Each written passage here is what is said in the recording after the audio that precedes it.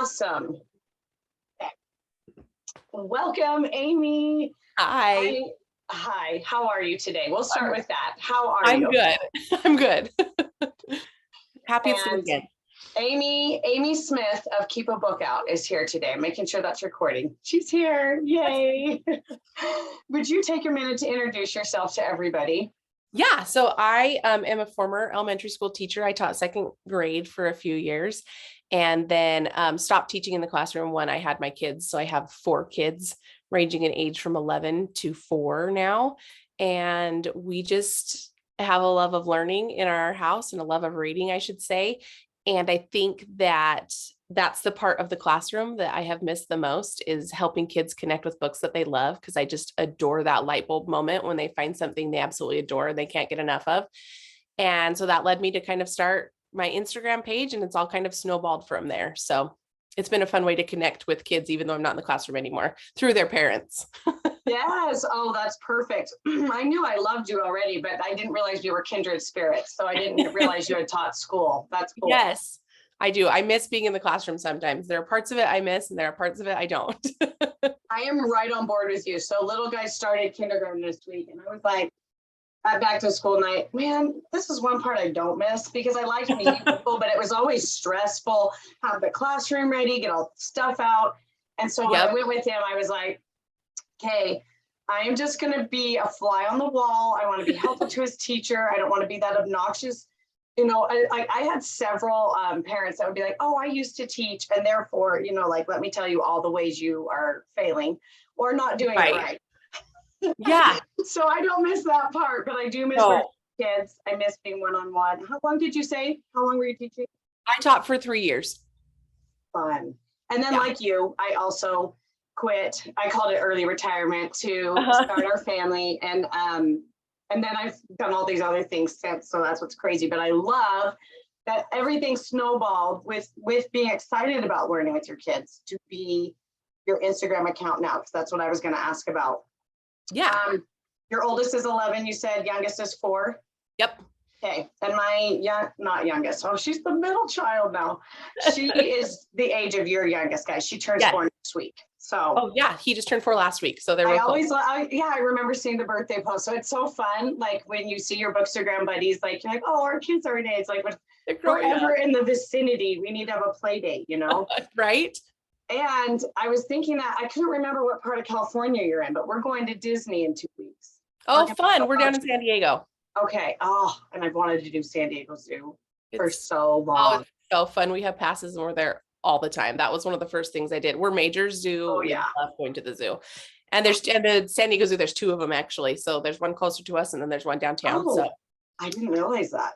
There's the safari and the wild animal park too. Oh, fun. Because I really wanted to do and this may have been a year ago when I was like, we're planning this trip, you know, for next year after baby comes. And I'm like, I want to go where the pandas are because they're so rare, but now I don't even know if they have. They're not there anymore. They were on loan from Washington, D.C., I think. Oh, wow. But they do have, at the wild animal park, they have a platypus, which is the only platypus outside of Australia at a zoo. So that is cool. That is fun. I actually think platypus are cool. I was like, is that the right? You know, like your teacher brain is like, I've got to make sure I'm controlling that correctly. And as a language teacher now, I'm like, oh my gosh, did I say? Yeah. They are so cool and funny. And Australia is a dream trip. Like someday I got to make it there. My husband and I scuba dive, and I'm like, I got to do the Great Barrier Reef. Yeah. I will have to not recertify, but like review things because I haven't. It's been a minute. Dove since before I was pregnant with my son. Yeah. So it's been over 6 years, but it's still so cool. And I love that you guys are by the ocean. I love seeing your posts. I'm always like, because I love reading at the beach. I mean, I can't right now because my kids are still young enough that I call it pretending to read at the beach. Yeah. I love bringing a book to the beach. Here's my book, but I'm still watching you. And yeah, exactly. And I'm like, and anyway, but I actually look forward to even just dipping some toes in the water while we're in California. So yes, for sure. What's funny is I've been so excited to talk to you that I left something off for my introduction. Oh, not a big deal. I wanted to ask about Mom Day. So I had made a little joke about how I know it's not Mom Day, but we're probably going to talk a lot like it's Mom Day. Tell me how long you and Jen have done that and what spurred it, all those things. So me and Jen at Readersaurus started Mom Day a little over a year ago. It's been over a year now. Wow. And it kind of stemmed from both of us talk about kids' books on Instagram, and which is so fun. We love kids' books, but we also read grown-up books. Yes. And also sometimes we just wanted to find a way to connect about stuff other than kids' books, right? So it's just a fun excuse, and you don't even have to be a mom, but it's just a fun excuse to chat on our pages about something. Sometimes we still chat kids' books, but something other than kids' books. We talk anything from traditions to what we're reading for grown-ups. We do a book club once a month. The last Monday of every month, we do the Bookmarkers Book Club, and we alternate between kids' books and adult books, which is really fun. And it just kind of stemmed from wanting to connect with parents over something other than just the kids' books we're always talking about. So just to kind of extend that connection and get to know more people. And it's been so much fun. I've loved it whenever I get to tune in. It's always random because it totally depends on the day, you know. Well, and that's how it is on Mom Day. We're like, we can't do it a normal time. I meant the time. Sorry about that. That was funny. I love that consistency, and I love that you guys have a book club. And I just kind of informally do one virtually, but I love that you guys do one together. You let people vote on what to read and all that good stuff. And Coyote Ugly. Nope. I always was one of my favorite reads this past year. And I love that. So I love like when I find something that someone else has recommended and then it just really vibes with me, because that's what's fun about a book club. That's like that people suggest books that you may not have chosen to read, but then you fall in love with. Yes. Well, and I love because me and Jen have totally opposite I can tell go-to genres. So it's been really fun to like mix it up with each other. Oh, for sure. I love that. And I love how playful everything is, how fun. Oh my gosh, it's so fun. So everyone listening, you haven't checked out Mom Day yet, you definitely need to. It's on Monday. The Mom Days, the little play on words there. You have to do, right? It's real fun. So while we're talking mom for a minute, back to school, at school, all those things are on my mind. And I want to ask you a couple things. Yeah. If you don't mind talking about your bracelet tradition, which I adopted this week, what you do to get ready with your kiddos, books you read, routine, that kind of thing. Just in going back to school, you mean? Back to school. Sorry. Yeah. So we get all of our back to school stuff out, all of our books, and the kids kind of peruse those. We don't have like a big bookish tradition for back to school. We kind of rotate whatever the kids are in the mood to read as far as back to school books is fine. Yeah.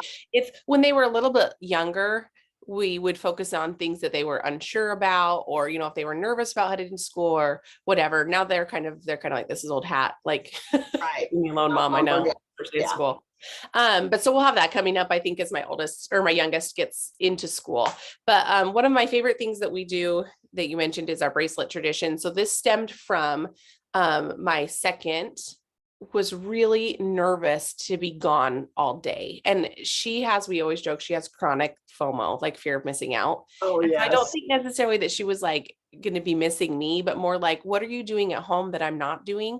Yeah. And like, even though I get to do this cool stuff at school, like I don't get to do she has such a hard time with not being able to do all of it altogether, still to this day. She's 10 now, and that's just her nature. And so I kept looking for ways to help her feel connected to home while she was at school. So we read The Kissing Hand, which is really popular. You know, you give a kiss in the hand and then they have it when they're at school. But in preschool for a while, she had a really hard time leaving, and I got her a necklace that had a little hot air balloon on it. And I would just tell her, you know, like, if when you are missing mom, touch your necklace and know that I'm thinking about you, you know. And then it became, you know, I mean, her necklace broke and it wasn't like high quality jewelry or whatever. And so then it kind of became like the first day of school, I would give them something to do that with. And where I really hit the stopping point was my son, because he is getting older and he's not into jewelry. And it's like, you can only buy him so many watches to look at when he feels disconnected. I was like, just at a loss at what to do to continue that relationship and that tradition with him.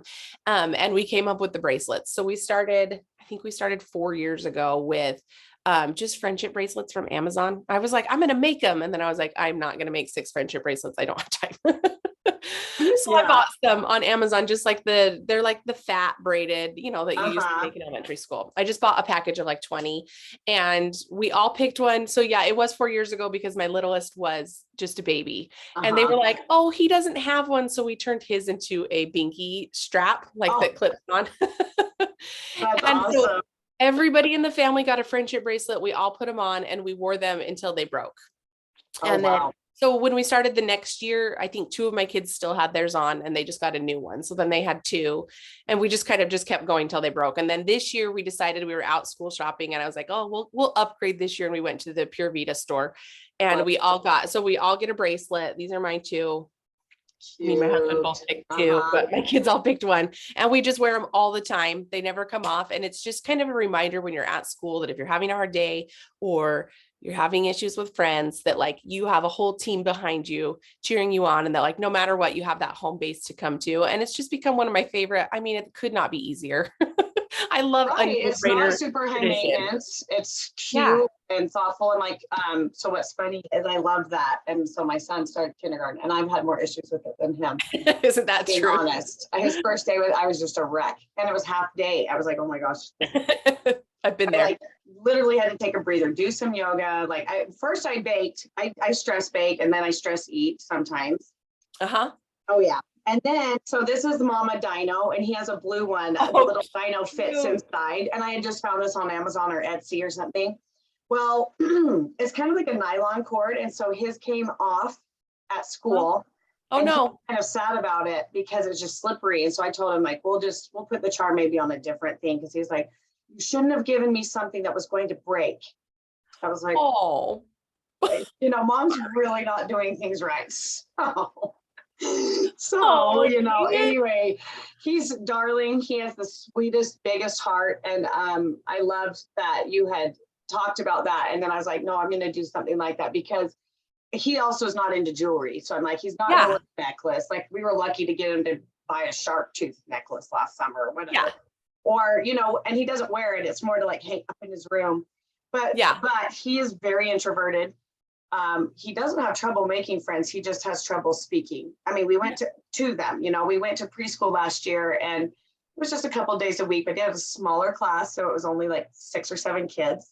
Yeah. Even though he has a small kindergarten class, it's still about 17 kids. And so I was like, this is like my mama heart was hurting hard. And I was crying so hard after I sat him down in his class because I always got annoyed with the parents that just lingered or like, because I was a 4th grade teacher, by the way. Yeah. So that by that age, they should be okay to come into the classroom and leave the classroom by themselves, right? But I was like, I'm not gonna be that parent and I don't want to make it harder for him, like by just hanging around because there were parents that were there and I was like, I'm just gonna take a picture, pound him and walk out. And like I literally started crying as soon as I did that. But I was like, he didn't see me.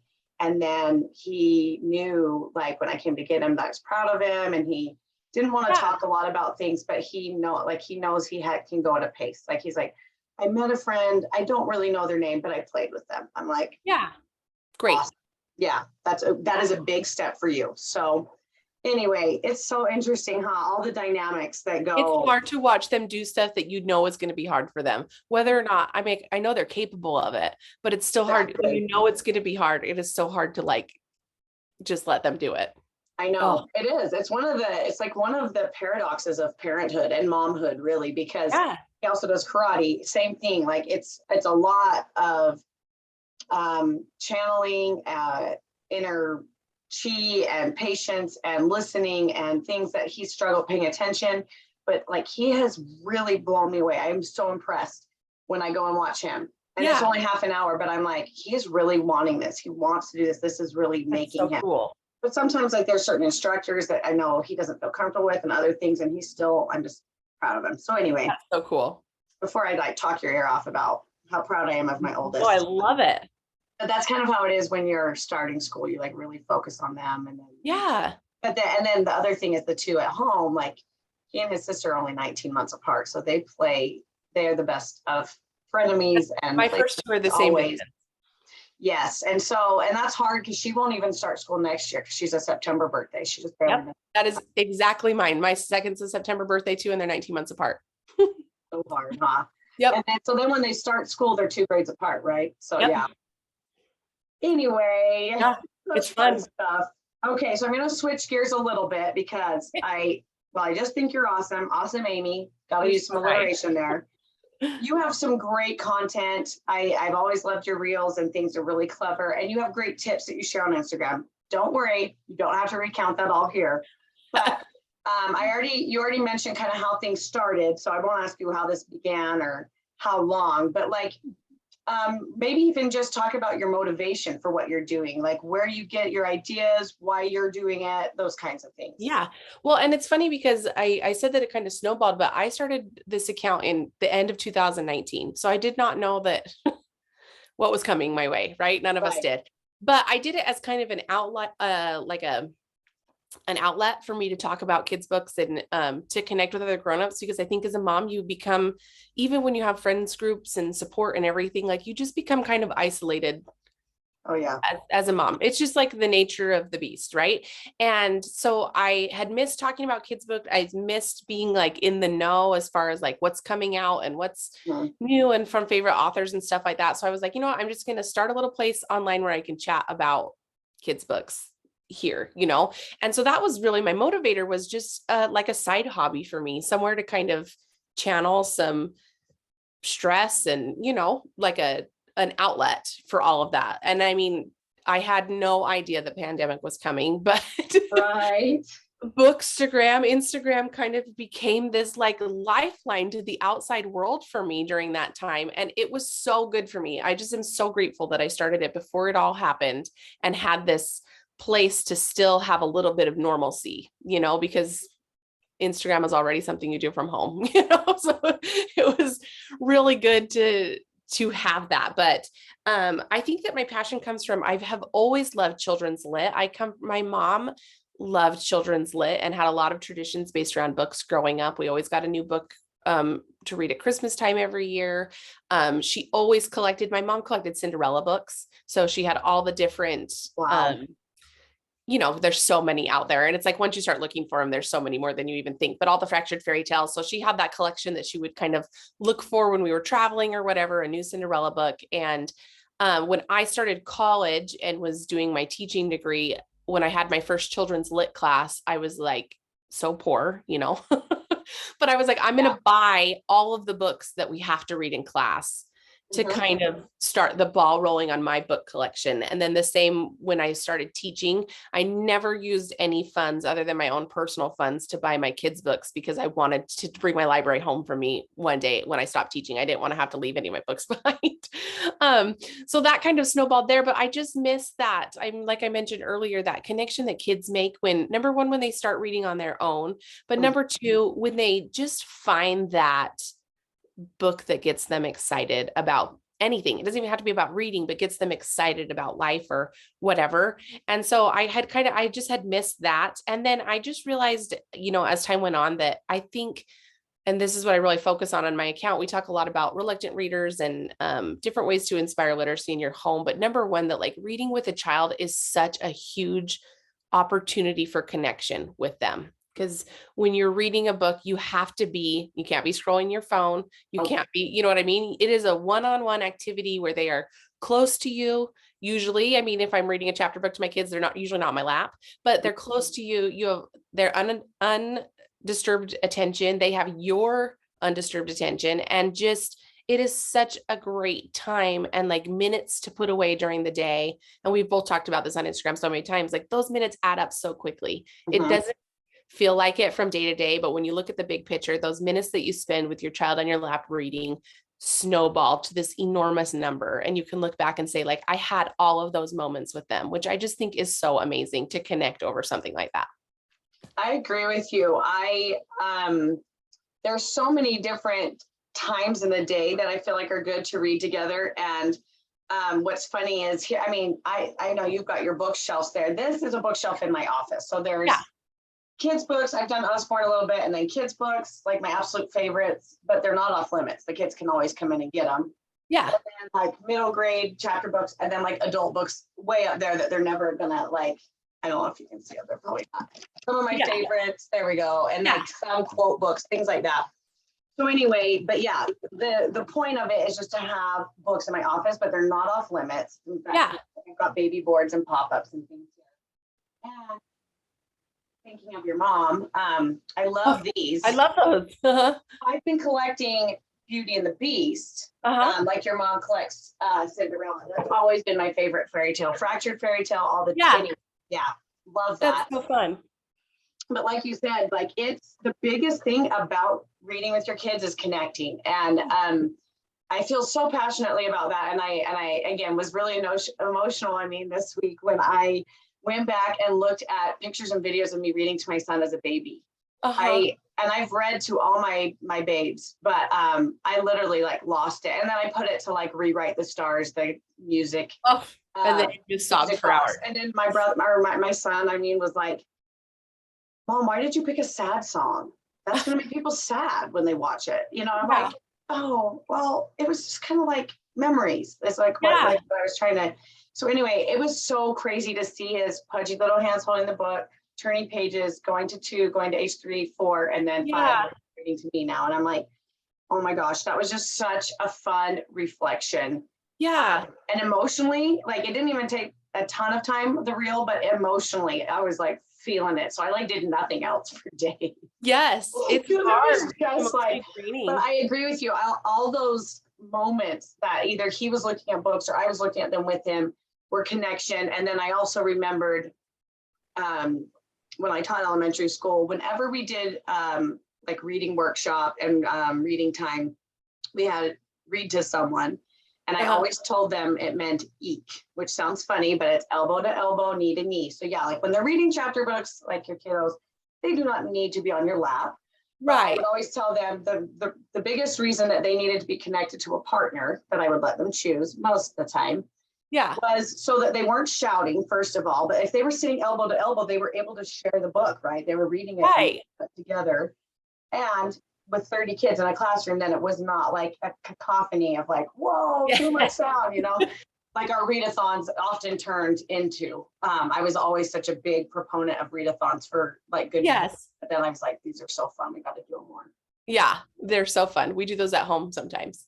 Yeah. And I've now that my son's older, I've started thinking, yeah, just carry on this tradition. We do like a little picnic, we do a little fort. Yeah. Yeah. My kids call them read and feeds. Oh, cute. I got that from, that's what their school teachers call them because they got to read good time. The book should include food. I agree with that too. Yep.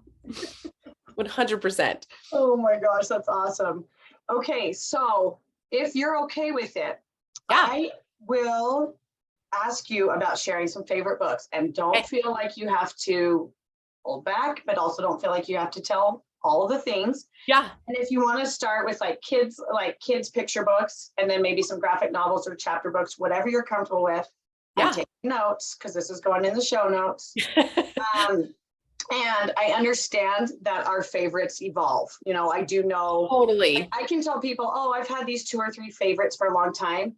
But like Kobe Yamada, I've like started collecting all of his books. I just adore and love his work. But like so those are kind of constants, but then there might be a funny, clever one that we read last month that now, like, what is it? Bears. Oh my gosh, it's so funny. And a comedian wrote it. I'm not scared. You're scared. Oh, I'm not scared. I have that one. So cute. So like, you know, it evolves, you know, or like a Pegasus. Always changing. Like, oh, okay, it came out a few months ago. Now it's a favorite. It's up there. So whatever you're comfortable with. Okay. Sharing. And what I'll do